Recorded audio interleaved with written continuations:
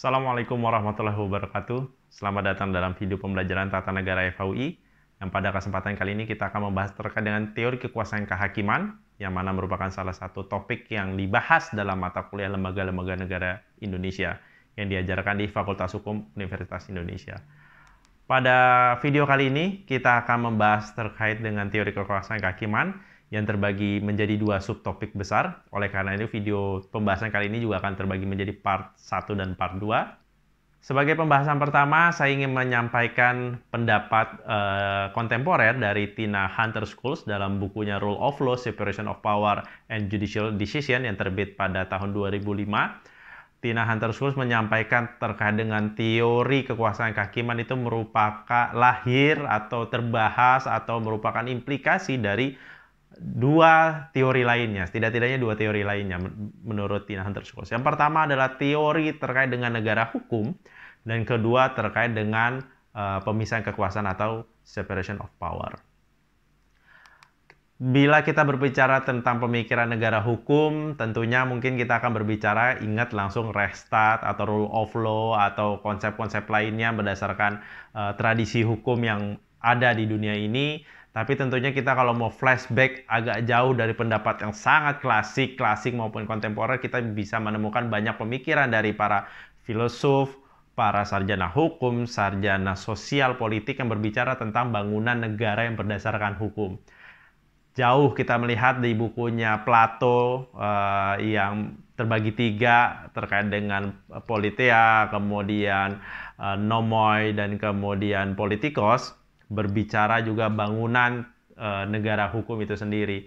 Kemudian muridnya Aristoteles melanjutkan dalam bukunya tentang politika berbicara bagaimana terkait dengan policy ataupun kebijakan publik negara itu diatur dan hubungannya antara negara dengan warga negaranya ataupun yang bukan dengan warga negara.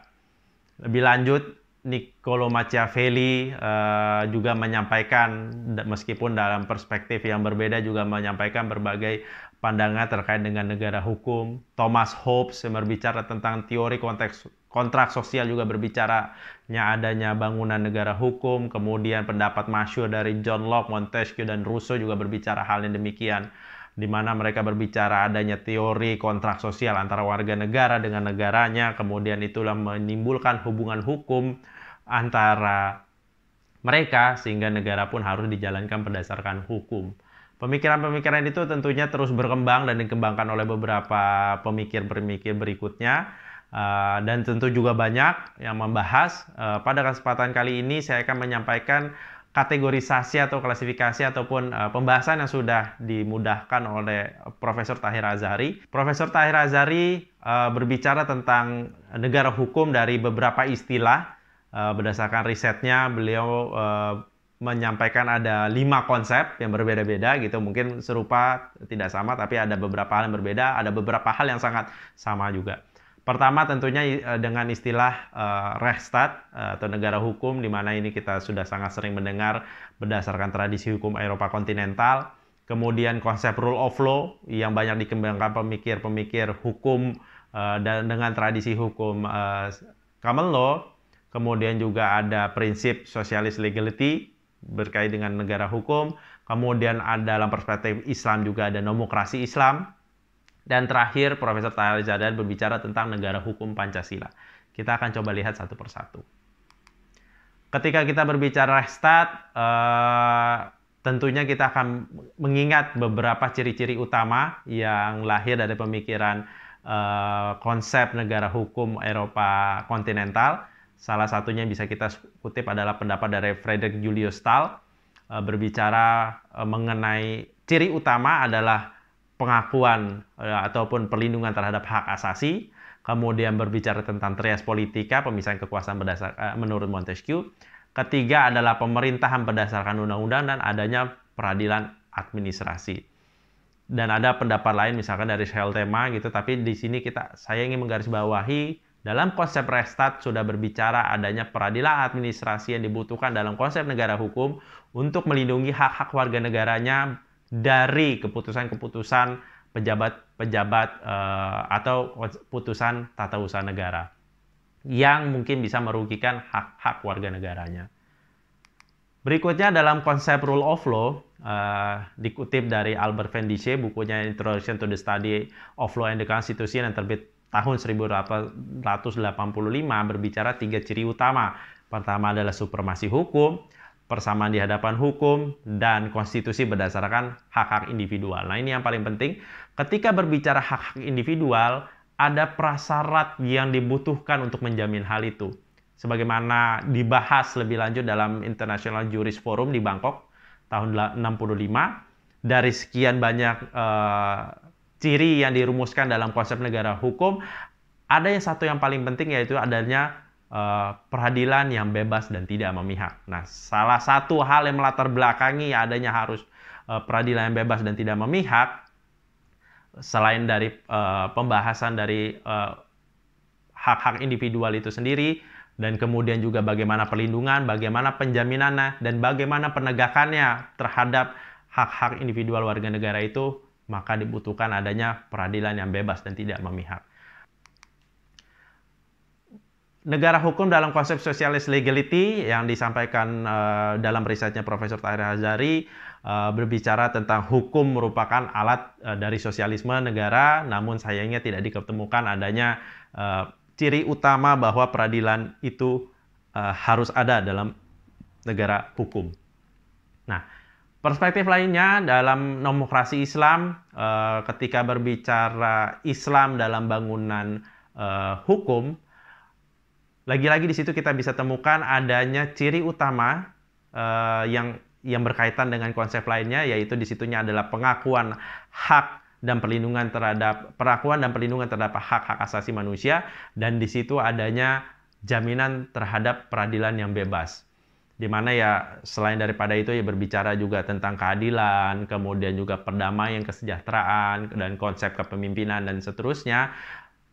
Ketika berbicara perlindungan hak asasi manusia, perlindungan hak warga negara, tentu kita memerlukan peradilan yang bebas dan tidak memihak. Kemudian dalam konsep negara hukum Pancasila yang disampaikan oleh Profesor Tahir Hazari juga menyampaikan sistem negara hukum Pancasila dengan fitur utama tentunya Pancasila, dan kemudian ada fitur Majelis Permusyawaratan Rakyat, karena riset beliau terkait dengan hal ini terjadi sebelum adanya amandemen Undang-Undang Dasar 1945, sehingga pada waktu itu MPR masih dianggap sebagai lembaga tertinggi negara, sedangkan saat ini semua lembaga negara kedudukannya sama. Kemudian negara hukum berdasarkan sistem konstitusi, segala hal sesuatu diatur dalam peraturan perundang-undangan, kemudian adanya hak persamaan di hadapan hukum, dan terakhir untuk menjamin itu semua harus ada peradilan yang bebas dan tidak memihak. Dari semua konsep yang disampaikan atau yang mungkin kita bisa bahas secara singkat ini, kita bisa melihat satu benang merah dari negara hukum itu membutuhkan adanya peradilan yang bebas. Lebih lanjut, ini dirangkum oleh Profesor Jimli Asidiki dalam bukunya Konstitusi dan Konstitusionalisme, 12 pokok negara hukum. Di antaranya lainnya ya, supremasi hukum, persamaan dalam hukum, asas legalitas, kemudian adanya pembatasan kekuasaan atau pemisahan kekuasaan yang kurang lebih sama dengan konsep-konsep yang sudah ada. Tapi Prof. Jimli juga menekankan perlunya adanya peradilan yang bebas dan tidak memihak, yang diterjemahkan dalam harusnya ada kehadiran peradilan tata usaha negara dan peradilan tata negara atau constitutional court. Nah, ini yang menjadi titik penting dari ketika konsep negara hukum, ketika berbicara adanya hak asasi manusia harus dilindungi, kemudian yang harus dilaksanakan maupun ditegakkan, harus adanya peradilan yang bebas dan tidak memihak. Adanya peradilan tata usaha negara merupakan sarana bagi warga negara yang ini mengadukan kebijakan atau keputusan pejabat ke hadapan pengadilan, karena keputusan atau kebijakan pejabat itu merugikan hak-haknya dia. Dan apabila ada hak-hak warga negara yang dirugikan oleh terbitnya suatu undang-undang, maka warga negara bisa mengadukannya kepada Mahkamah Konstitusi atau Peradilan Tata Negara dalam konsep atau dalam mekanisme judicial review atau pengujian undang-undang terhadap undang-undang dasar.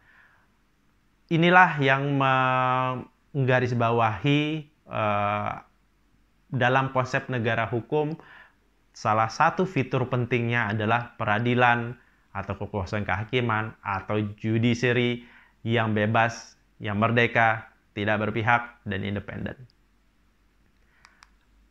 Ketika kita berbicara independen, tidak berpihak, itu kita berbicara juga konsep yang lain berdasarkan tadi disampaikan oleh Tina Hunter-Schultz.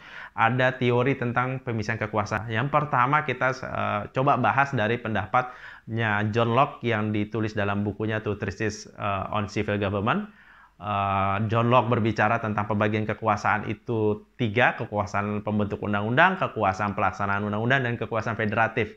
Ini kekuasaan berkaitan dengan hubungan luar negeri, pernyataan damai, pernyataan perang, kemudian mengadakan perjanjian dengan kedaulatan atau negara lain yang berakibat pada warga negaranya, dan seterusnya.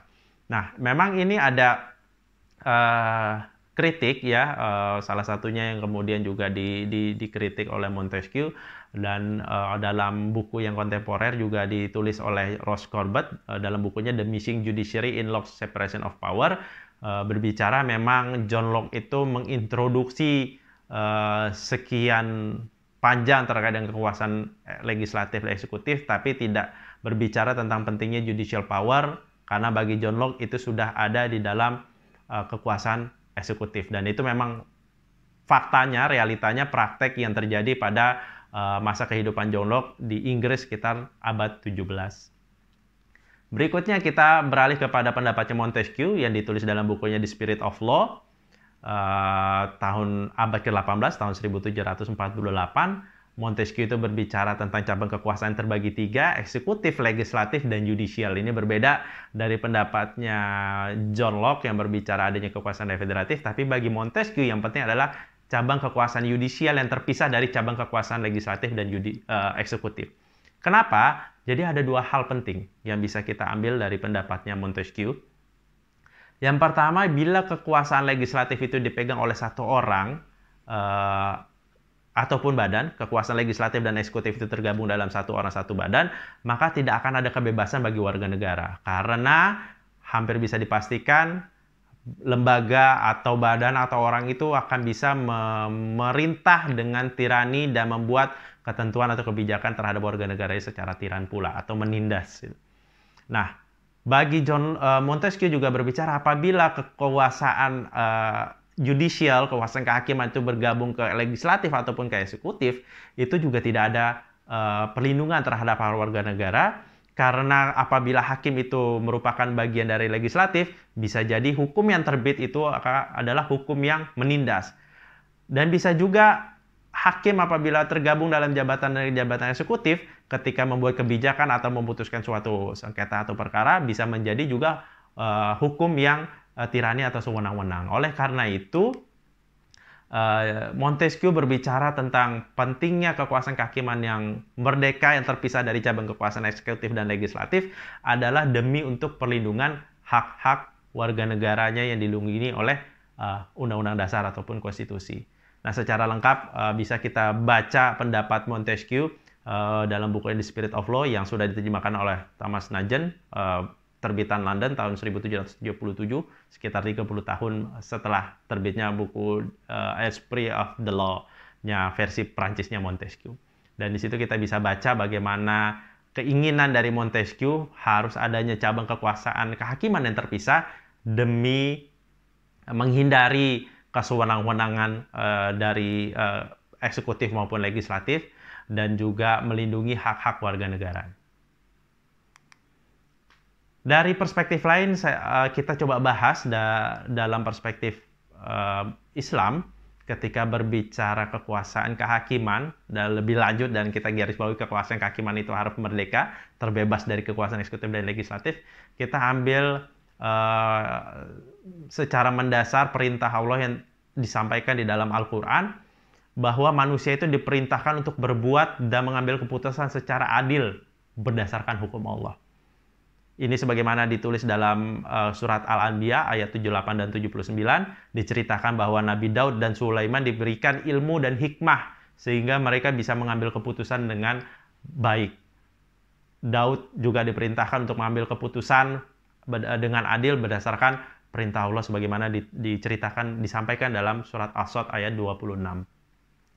Dalam surat Al-Maidah ayat 48 dan 49 juga Allah memerintahkan kepada manusia secara umum untuk mengambil keputusan dengan adil berdasarkan hukum Allah dan bukan berdasarkan nafsu belaka. Nah, ini pentingnya konsep dasar bagi perspektif Islam ketika para sarjana hukumnya, sarjana para filsufnya menyampaikan ide atau gagasan terkait dengan konsep kekuasaan kehakiman. Nah, salah satunya yang dipikirkan oleh ataupun diintroduksi oleh Abu Hasan Al-Mawardi, seorang pemikir Islam masyhur di Baghdad pada tahun 1000-an, menerbitkan buku Al-Ahkam Al-Sultaniyah, dan sedikit saya mengutip beberapa poin dalam bukunya tersebut terkait dengan kekuasaan kehakiman. Secara tegas Al-Mawardi menyatakan kekuasaan kehakiman atau disebutnya Al-Qadha itu kekuasaan hakim itu merupakan cabang atau institusi yang sangat penting selain dari kekuasaan imam itu sendiri, kekuasaan pemimpin, kekuasaan imamah, dan kekuasaan legislatif atau kekuasaan pembentuk undang-undang yang juga dilakukan oleh para ahli hukum syariah. Bagi Mawardi juga keadilan itu harus dicapai karena itu merupakan basis negara yang sukses.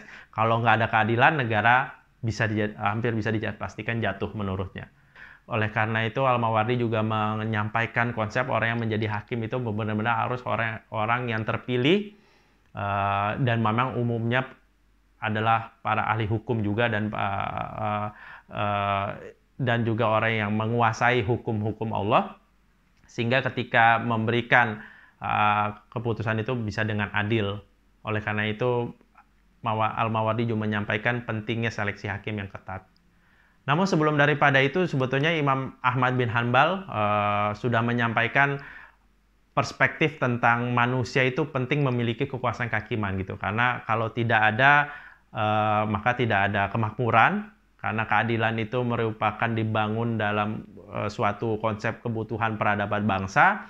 Peradilan itu kebutuhan manusia untuk mencapai tujuannya, mencapai kesejahteraan, melindungi hak-hak warga negara, menyelesaikan penyelisihan, dan juga mencapai kemakmuran itu sendiri dalam negara. Jadi ketika negara sudah mencapai keadilan, maka akan menjadi makmur, dan negara maupun manusianya juga dapat berkembang. Oleh karena itu, Imam Ahmad bin Hanbal juga menyampaikan pentingnya manusia memiliki kekuasaan kehakiman yang tidak berpihak untuk menyelesaikan permasalahan-permasalahan.